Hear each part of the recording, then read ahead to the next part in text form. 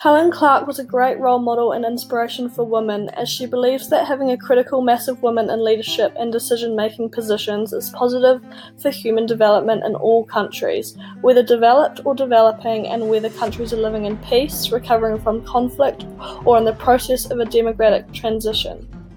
Hope you enjoyed our presentation and you got some new ideas about the changing roles of Māori women and its connection with Labour participation.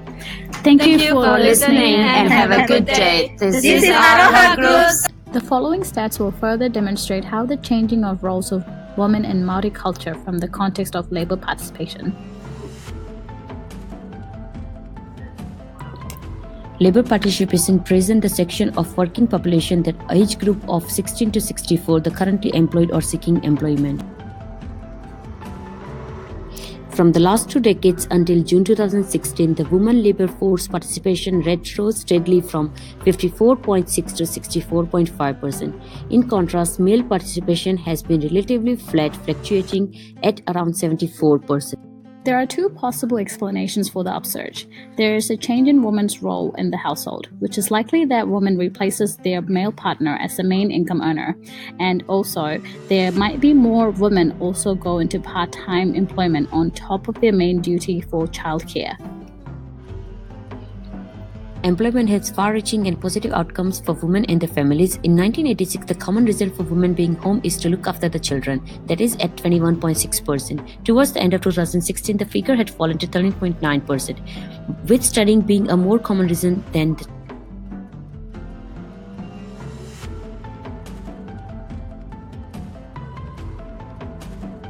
From the last two graphs, in comparison to another ethnicity group, Maori labour participation over the period between 2013 to 2016 appear fluctuated with the average rate at 66%. Female labour participation trended up at the faster rate compared to male.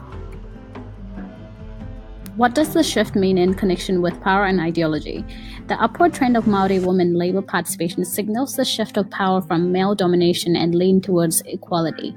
Also means a rise in purchasing power of women in the household, which potentially creates a psychological impact that Māori men no longer is a sole decision maker in the family, and that working women is viewed as equals in the decision-making process. Women are more socially and mentally educated compared to before when they weren't employed. What does this mean for the labour market and workplace diversity? Having more Māori women means that younger and more educated labour force will be created. On the other hand, income inequality. So what is next for Māori women? With the continuous skills shortage, tightening of immigration policies, and the continuous movement of gender inequality,